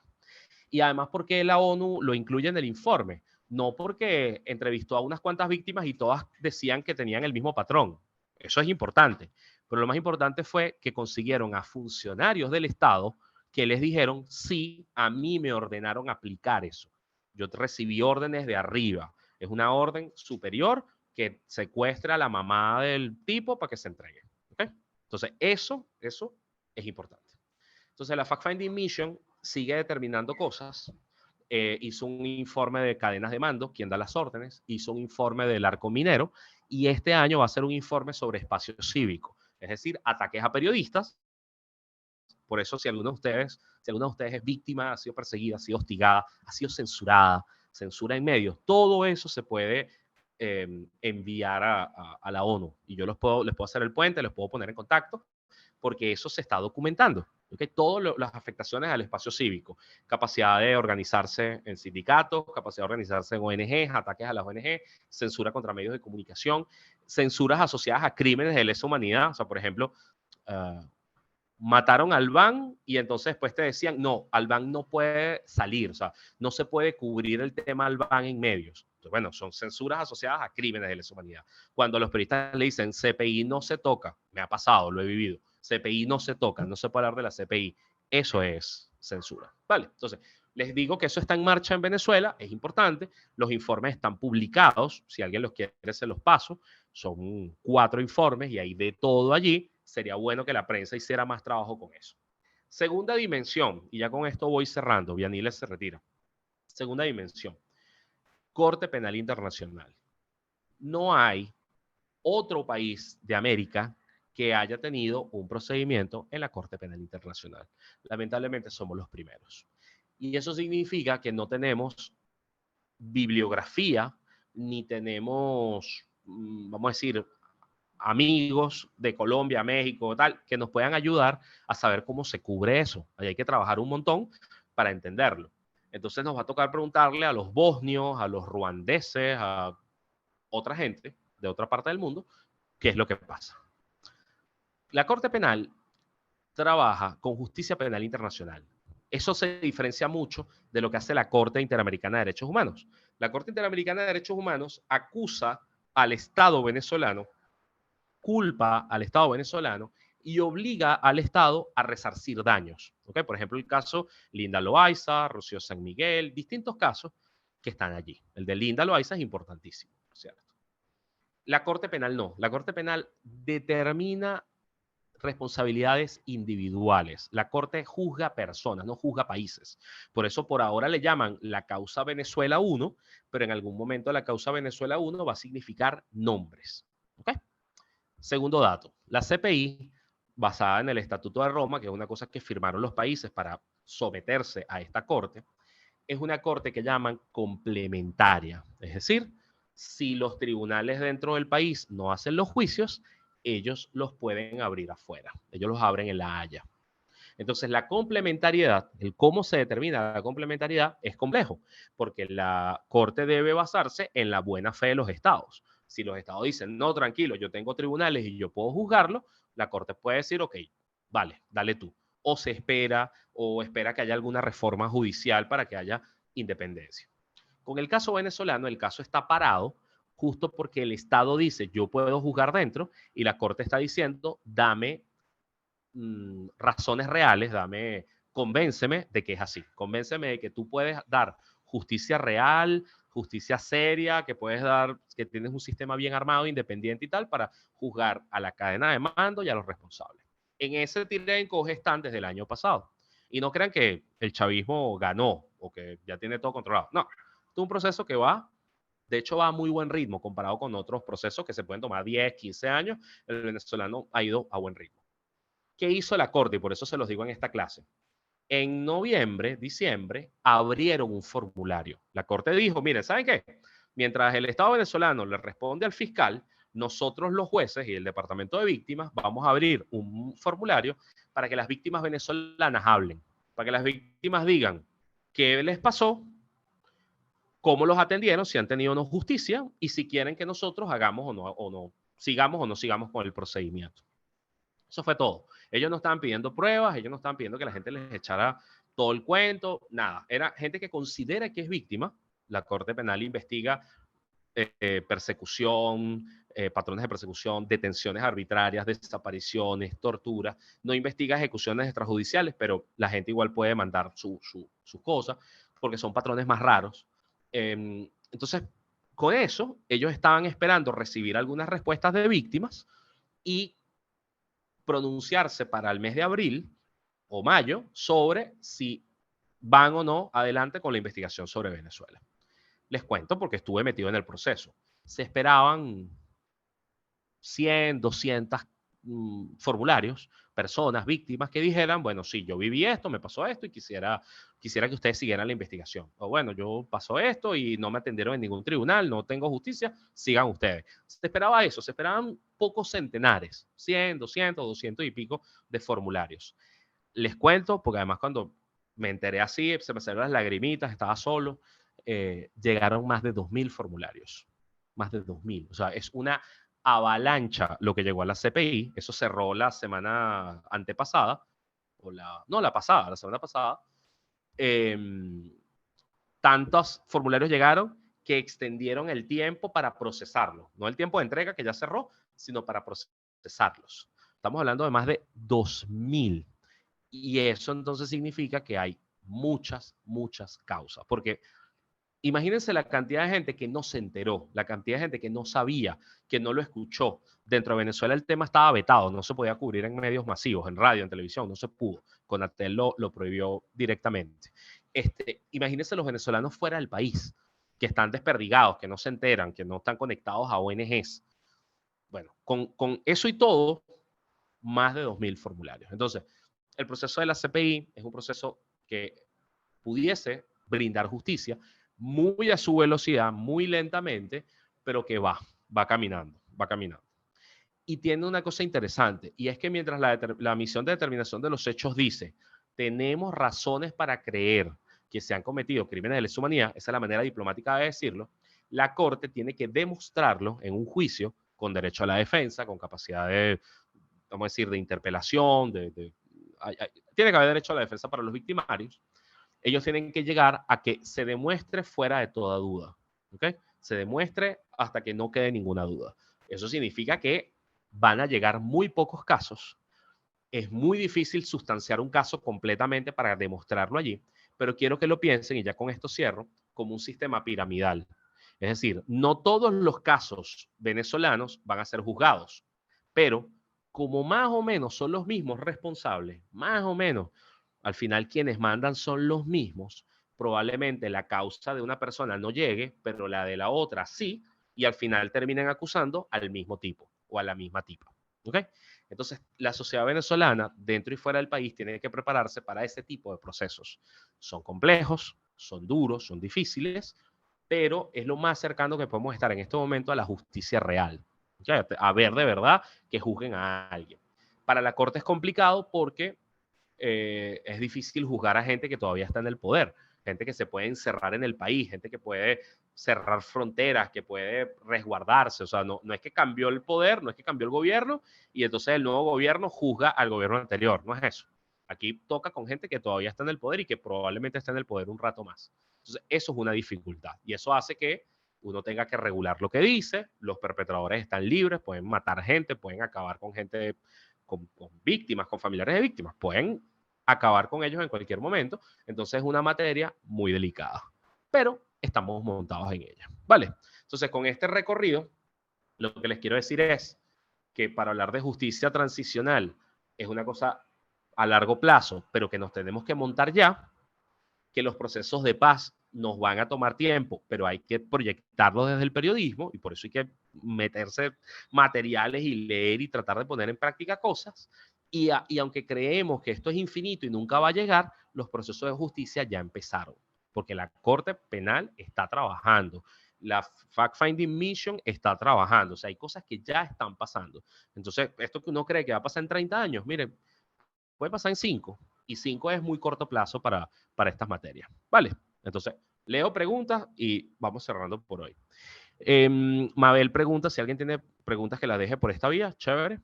Zulay dice, en este proceso, ¿cómo podemos contribuir desde el periodismo? ¿Qué debemos hacer? Zulay, hay una cosa que yo creo que hay que hacer ya, que es generar contenidos con retroactivo. Es decir, contar cómo están los casos de 2014 y 17, por ejemplo, y mostrarle a la gente que no ha habido justicia, que no ha habido, que por el caso Geraldine solamente enjuiciaron a 2 militares de muy bajo rango y por unos delitos menores, que el caso Pernalete lo habían cerrado, lo volvieron a abrir, juzgaron a 2 funcionarios de bajo nivel y dijeron, bueno, ya juzgamos a estos 2, se acabó. Y además pueden estar libres y nadie lo sabe. Que por el caso Albán, ¿se acuerdan al principio? No lo juzgaron y luego lo volvieron a abrir para fingir ante la CPI y decir, no, sí, aquí juzgamos a 2 tipos, pero los juzgamos por, creo que el juicio fue como por negligencia. O sea, no por tortura, no por asesinato, no por tirarlo del piso 10. El Estado niega esas cosas. Entonces, cuando el Estado las niega, no es que le pone un sello y dice, esta es la verdad. No, las familias siguen reclamando, las víctimas siguen reclamando, los testigos siguen reclamando, y estas cortes van obteniendo información hasta que dicen, mire, esto no fue lo que pasó. Y pueden abrir juicio nuevamente. Entonces, ese asunto de contar con retroactivo qué pasó anteriormente le da a la gente una perspectiva. Dice, epa, esta historia no se murió. No es que la gente la mataron y no pasó nada, es que sigue pasando. Esto está vivo. Esas familias siguen reclamando. Segunda cosa que puedes hacer, Zulay, busca comités de víctimas. O sea, los padres de Pernalete siguen activos y ellos acompañan a montones de familias que están luchando por su causa. Alfadí es una organización que trabaja también. Justicia, Encuentro y Perdón, que es Rosa Orozco, la mamá de Geraldine, están activos, están haciendo cosas. Ellos, de hecho, tienen unas campañas buenísimas en contra de, o sea, quieren la liberación de las prisioneras políticas. Entonces están trabajando con Nicaragua, Cuba y Venezuela. Son 3 países. Entonces, Zulay tiene casos en Apure hay montones de cosas que trabajar. Entonces, ahí hay que meterse. Ya les dije, hablen con los abogados, hablen con los psicólogos para tener una cobertura respetuosa, pero hay muchas cosas que hacer por la memoria, ¿ok? Para darle a la gente noción de que las cosas siguen, ¿vale? Rosalinda pregunta, ¿dónde puedo acceder a los 4 informes de la misión de determinación de la ONU, caso Venezuela? Rosalinda, vamos a hacer algo. Yo los descargo, se lo paso al señor Olmos, lo voy a descargar en español y él se los pasa a ustedes. Hay documentos de 400 páginas, de 300, de 500, pero de verdad vale totalmente que la gente los revise. Un método que hago yo es usar el cajetín de búsqueda. Entonces, por ejemplo, con las del arco minero, busqué crímenes de género, crímenes con niños, niñas, adolescentes, esclavitud moderna, o sea, busqué cosas que me interesaban a mí, o pueblos indígenas, vas buscando y consigues cosas. Eli Córdoba. Luis Carlos, cuando hablaste de que no existe una ley de protección de datos en Venezuela, en el caso de recibir denuncias de declaraciones vía digital, ¿cuál red social recomiendas? ¿Qué mecanismo podemos utilizar para proteger datos? Son varias preguntas, Eli. Las leyes de protección de datos son para protegernos a nosotros del uso que el Estado y las empresas dan de nuestros datos. Es para protegernos, o sea, es para resguardar a la gente. No es para darte seguridad de las comunicaciones que tienes. Esa es otra discusión. Protección de datos es qué hace el Estado con mis datos, cuánto permiso tiene, porque no los puede cruzar o porque sí. ¿Okay? Ese es ahí. Para ustedes recibir denuncias, yo lo que más recomiendo es utilizar Signal. Mejor que WhatsApp es Signal. ¿Okay? Yo sé que ustedes no tienen amigos en Signal, que casi no lo usan. Mi recomendación es búsquense amigos en Signal, búsquense amigos nuevos, tengan grupos, úsenlo todos los días, porque lo que no puede pasar es que llegue una emergencia y entonces ahí dicen, epa, mejor instalo Signal, mejor lo hubiese tenido. Úsenlo cotidianamente. Para gente común y demás, utilicen correos cifrados como ProtonMail. Crean su cuenta en ProtonMail y le dicen a alguien que les quiere enviar información, créate una cuenta en ProtonMail y envíamelo por ahí. Es un medio seguro. Y además es bueno porque así tienen un buzón diferenciado. O sea, si yo soy policía y las detengo, cosa que pasa en Venezuela, les quito el teléfono, reviso WhatsApp y reviso correos. Eso es lo que voy a hacer. Eso es lo que le hacen a todo el mundo aquí. Aquí no le hackean el teléfono a nadie las autoridades. Aquí le caen a golpe, le quitan las claves, entran a los teléfonos. Ven WhatsApp y ven el correo. Entonces, si ustedes tienen las comunicaciones en Signal y tienen las comunicaciones en ProtonMail, tienen un nivel de seguridad que las autoridades no ven. ¿Okay? Entonces, creo que es de los mejores mecanismos. ProtonMail para correos y documentos, Signal para chat, para comunicación. Y además lo programan para que se borre automáticamente cada 2 horas, un día, una semana, lo que ustedes quieran. ¿Okay? Entonces, miren, hago un cierre diciéndoles varias cosas. Primero, cuentan conmigo para el zaperoco que quieran armar, para lo que quieran hacer, porque me encanta. ¿Okay? Tienen trabajo, tienen cosas que quieren mostrar y demás, pásenmelo, que a mí esas cosas me encantan. Si quieren hacer una campaña, lo que sea, pásenmelo. 2, si les interesan más temas de construcción de paz, justicia transicional y demás, yo pongo a la orden bibliografía, materiales y demás. Y si ustedes consiguen, pásenmelo, porque para eso estamos, ¿ok? Vamos a trabajar entre todos. Tercer punto. Esta es una materia que si empezamos a incorporar en los medios es atractiva. ¿Okay? Vender la justicia, vender la paz como tema es atractivo. Es atractivo, es interesante. Es algo, es una línea que hay que empezar a provocar. Cuarto, Venezuela todavía tiene muchísimas historias que contar. Muchas. Y incluso uno puede decir, bueno, pero a la gente no le interesa en este momento. Vale, piensen que están trabajando en 2 velocidades. Están trabajando para la hora, están trabajando para la memoria, están trabajando para provocar otros cambios después. Entonces, no se preocupen por eso, no se preocupen. Y quinto, yo estoy en redes sociales. En Twitter es @LuisCarlos, en Instagram es Luis Carlos Díaz B, busca Luis Carlos y aparezco yo. Los profesores, los coordinadores le pueden dar mis contactos y ahí los puedo ver sin ningún rollo. Yo quedo, de verdad, completamente a la orden, encantado con la invitación y me comprometo a pasarle los documentos de la Fact Finding Mission, que de verdad que son así bellos. O sea, una de las cosas más interesantes que se ha hecho, porque las víctimas se escuchan y las ONG se escuchan, el trabajo que se ha hecho hasta ahí. Y los medios de comunicación han colaborado muchísimo. Así que bueno, gracias por la invitación, quedo a sus órdenes. Gracias, Luis Carlos, y gracias a todas por participar. Seguimos entonces en contacto por nuestro WhatsApp y nos despedimos hasta la próxima sesión. Besitos, gracias. Gracias.